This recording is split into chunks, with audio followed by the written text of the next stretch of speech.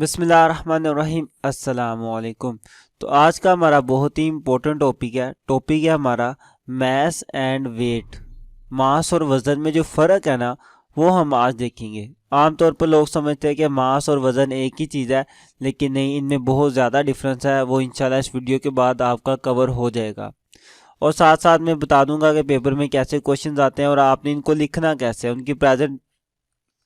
उनकी प्रेजेंटेशन भी आपको बता दी जाएगी। लास्ट में, वीडियो के लास्ट में आपको बताया जाएगा कि आपको अपने इस चैप्टर की और बाकी जितने भी चैप्टर्स हैं उनके न्यूमेरिकल्स और मैथ के जो वीडियो लेक्चर्स हैं वो कैसे मिलेंगे, उनकी प्लेलिस्ट कैसे मिलेगी, वो तरीक़ेकार वीडियो के लास्ट में आपको बताया जाएगा। तो स्टार्ट करते हैं अपने टॉपिक को, मास एंड वेट। तो बारी बारी इनमें फ़र्क करते हैं और देखते हैं कि इनमें एक्चुअली में क्या फ़र्क है, क्या डिफरेंस है मास और वेट में। तो सबसे पहले कुछ आपको मैं एक्सप्लेन करना चाहूँगा कि फ़र्ज़ करें जी, ये हमारे पास हमारी अर्थ है, ठीक है, और मेरे पास एक बॉडी है ये वाली। इस बॉडी का जो मास है ना वो क्या है, 2 किलो उसका मास है। और ये है मेरे पास मेरा चांद। इसी बॉडी को मैं चांद पर लेके जाता हूँ, तो क्या इसका मास कम हो जाएगा? बिल्कुल भी नहीं होगा। अगर यहाँ पे ये 2 किलो थी तो चांद पर जाके भी 2 किलो ही रहेगी। लेकिन एक चीज़ का फ़र्क पड़ेगा, क्या? इसके वज़न का। ज़मीन पर इसका वज़न कुछ और होगा, वहाँ पर इसका वज़न कुछ और होगा। वो इसलिए क्योंकि वज़न एक्चुअली में किसको कहते हैं? वज़न उस चीज़ को कहते हैं, उस फोर्स को कहते हैं जिस फोर्स से ज़मीन बॉडीज़ को अपनी तरफ खींचती है।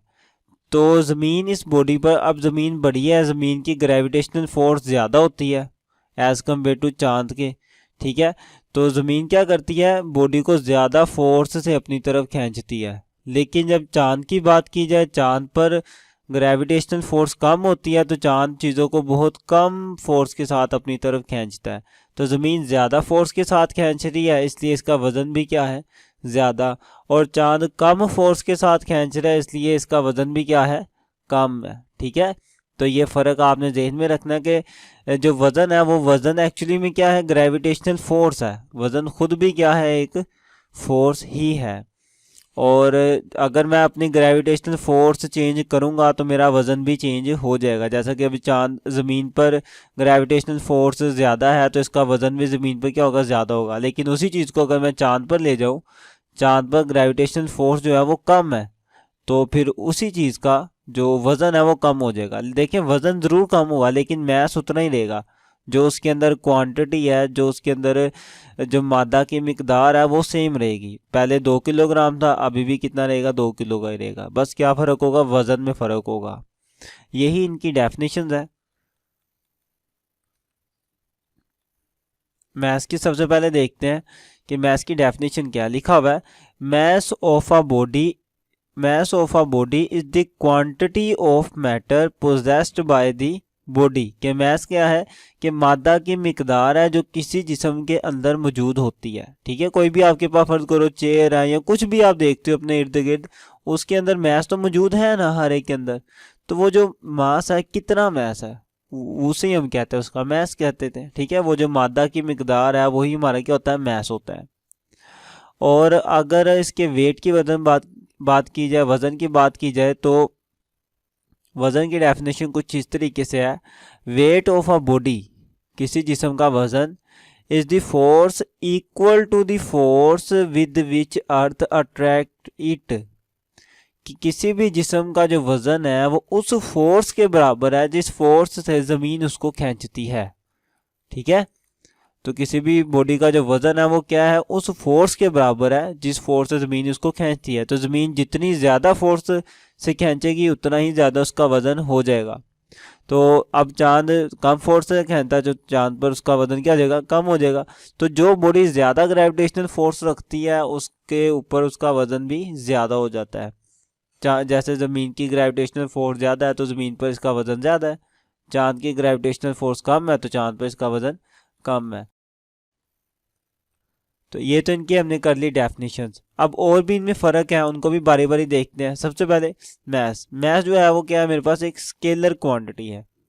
It is a scalar quantity. आपको पता होना चाहिए स्केलर और वेक्टर किसे कहते हैं।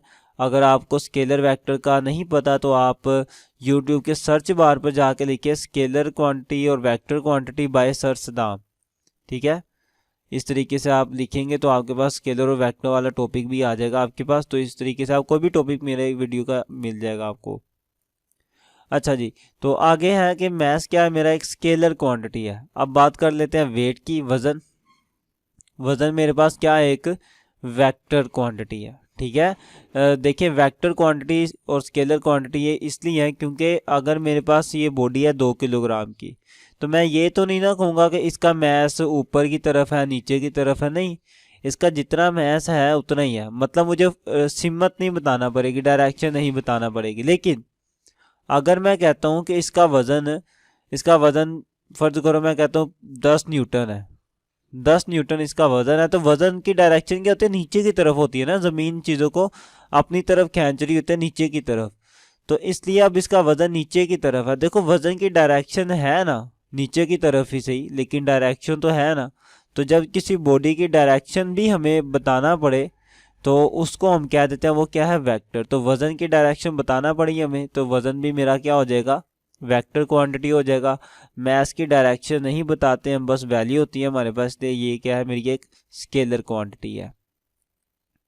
नेक्स्ट इनमें जो फ़र्क है वो देखते हैं कि does not change with change of place, कि जो मैथ है मेरा वो तब्दील नहीं होता जगह तब्दील करने से। वो भी मैंने आपको इसी एग्जांपल में बता दिया कि देखें पहले बॉडी किस पर थी, मेरी ज़मीन पर थी तो 2 किलो की थी। उसी बॉडी को जब मैं चांद पर ले गया तो तब भी वो 2 किलो है। तो देखो जगह तब्दील करने से मास तो तब्दील नहीं ना हुआ, मैथ जितना था उतना ही रहेगा। तो वही बात यहाँ पे लिखी है, does not change with change of place, जगह तब्दील करने से मास तब्दील नहीं होता।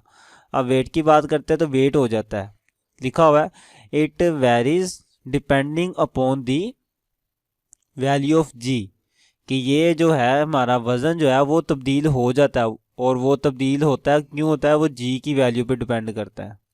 ज़मीन पर जी की वैल्यू ज़्यादा होती है, ठीक है, ज़मीन पर जी की वैल्यू होती है 10 और चांद पर जी की वैल्यू होती है 1.66। तो अब देखो चांद पर कितनी कम है, कम होने की वजह से वज़न भी क्या हो जाता है, कम हो जाता है। ज़मीन पर जी की वैल्यू ज़्यादा होती है तो इसकी वजह से वज़न भी क्या हो जाता है, ज़्यादा हो जाता है, ठीक है। तो यही बात उसने लिखी हुई है कि जगह चेंज करने से वज़न चेंज हो जाता है और लेकिन मैथ चेंज नहीं होता, क्योंकि मेरा वज़न किस पे डिपेंड करता है, जी की वैल्यू पे डिपेंड करता है। तो तीन तीन डिफरेंस कर लिए हमने। एक और डिफरेंस करते हैं इसका, लिखा हुआ है it is measured by using a beam balance. इसको हम मैयर कैसे करते हैं, बीम बैलेंस की मदद से मैयर करते हैं। और बीम बैलेंस आपके पास कुछ इस तरीके से का होता है, हमने फर्स्ट चैप्टर में भी पढ़ा हुआ था। ये मतलब यूं होता है इस टाइप का ना, आप एक साइड पे अपनी मर्जी का वो मैथ रखते हो जो आपको पता हो, 1 किलो 2 किलो जिसका आपको पता हो। फिर दूसरी साइड पे आप चीज़ों को डाल डाल के देखते रहते हो, जब वो बराबर हो जाए तो आप कह दो तो हाँ अब ये भी कितना है, जितने का फर्ज करो यहाँ पे आपने 1 किलो रखा था, तो जब ये बराबर हो जाएगा तो आपको पता चल जाएगा ये भी कितना है, 1 किलो है। तो इस तरीके से मतलब यह है कि आप बीम बैलेंस की मदद से ईजिली फाइंड कर सकते हो अपने मैथ्स को। अब देखते हैं कि वज़न को किस तरीके से मेजर किया जाता है। तो वज़न को मेजर करने के लिए हम यूज़ करते हैं अपना spring balance. Weight is measured by spring balance. तो स्प्रिंग बैलेंस की मदद से हम वेट को मेजर करते हैं। स्प्रिंग बैलेंस कुछ इस तरीके का होता है, एक स्प्रिंग लगा होता है, बीच में साइडों पे रीडिंग लिखी होती है, तो नीचे हम अपनी बॉडी को लटकाते हैं, तो वो जब लटकती है तो हमें यहाँ पे रीडिंग मिल जाती है कि इसका वेट कितना है, ठीक है। इस तरीके से हम अपना वज़न मालूम कर लेते हैं। नेक्स्ट देखते हैं इनमें क्या फ़र्क है। इट्स ऐसा यूनिट इज़ किलोग्राम, कि जो मैस है मेरा, मैस का ऐसा यूनिट क्या है, किलोग्राम है। अब देखते हैं वेट का क्या यूनिट है। इट्स ऐसा यूनिट इज़ न्यूटन, वेट का यूनिट क्या है, न्यूटन है। तो आपको पता है न्यूटन और भी किसका यूनिट था, फोर्स का भी यूनिट क्या था, न्यूटन ही था, ठीक है। क्योंकि हमने पढ़ तो लिया अभी कि मेरा वज़न भी क्या होती है, बेसिकली फोर्स ही होती है। तो फोर्स का यूनिट न्यूटन है तो वज़न का यूनिट भी क्या होगा, न्यूटन होगा, सिंपल। तो ये डिफरेंसेस थे दोनों में, मास और वेट में।